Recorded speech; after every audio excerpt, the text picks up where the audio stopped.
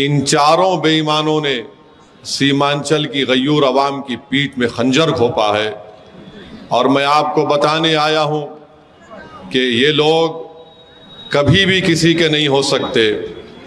میرے پاس بہت سی باتیں ہیں بولنے کے لیے، مگر صرف اتنا کہنے آیا ہوں کہ آج انہوں نے سیمانچل کے لیے کیا حاصل کیا۔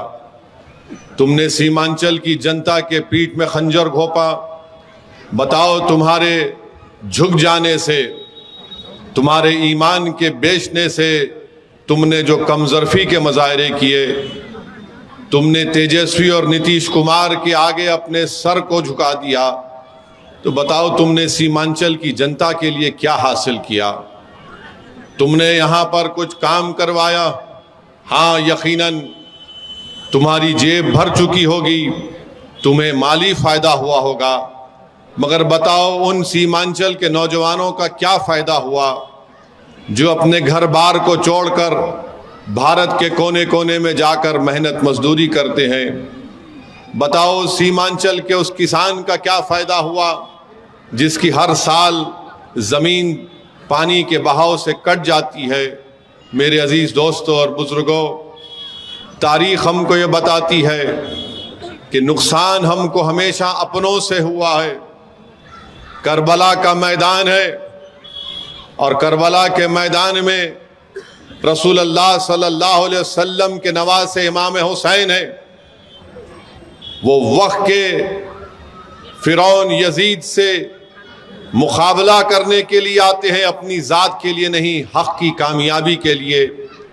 تو امام حسین کے ساتھ نماز پڑھنے والے بھی مسلمان، امام حسین اور رسول اللہ صلی اللہ علیہ وسلم کی آل پر پانی بند کرنے والے مسلمان، امام حسین کے صاحبزادوں پر تیر برسانے والے مسلمان، اور امام حسین کو قتل کرنے والے بھی مسلمان۔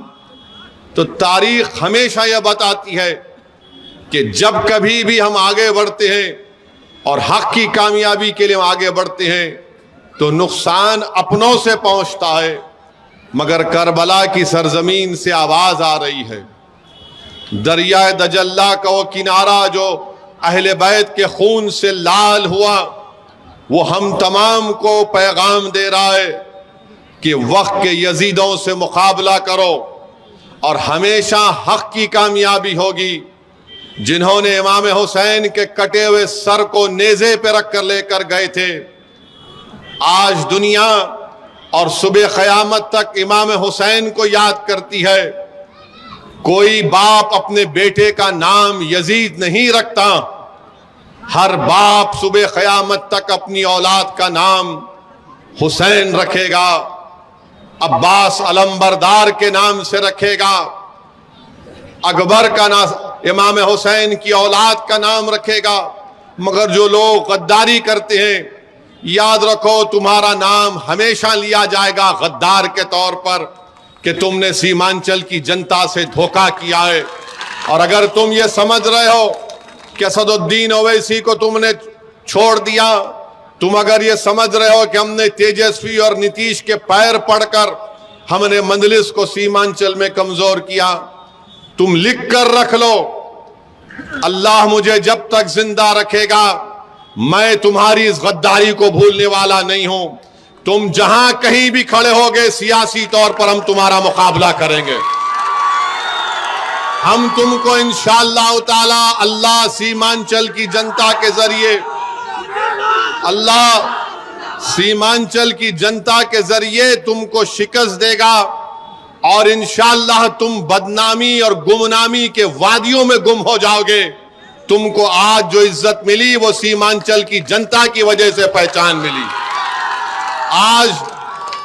آج تم ایم ایل اے ہوگے، غریب خاموش بیٹھا ہے، مگر ویدھان سبھا کا چناؤ آنے دو، یہی جنتا تمہاری ضمانت ضبط کروا کر تم کو ہمیشہ گھر میں بٹھائے گی انشاءاللہ۔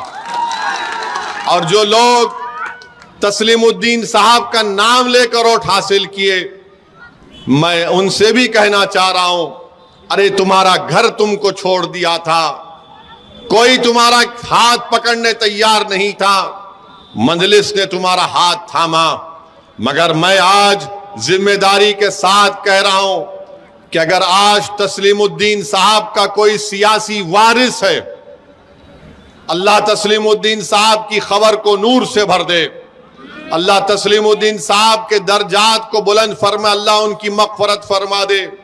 اگر آج سیمانچل میں تسلیم الدین صاحب کا کوئی سیاسی وارث ہے تو اس کا نام اختر علی ایمان ہے، اس لیے کہ اختر علی ایمان نے اپنے ایمان کا سودا نہیں کیا، اختر علی ایمان نے اپنے گریبان کے تار نہیں بیچے، اختر علی ایمان نے سیمانچل کی جنتا کے خوابوں کا سودا نہیں کیا۔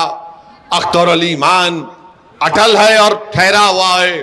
اختر علی ایمان نے یہ فیصلہ لیا کہ میں جب تک زندہ رہوں گا مجلس اتحاد المسلمین سے وابستہ رہوں گا، اور سیمانچل کی لڑائی صرف اختر علی ایمان کی لڑائی نہیں بلکہ اختر علی ایمان نے اس کو مان لیا کہ سرزمین پر بسنے والے نوجوانوں کی، غریبوں کی، ضعیف لوگوں کی لڑائی ہے۔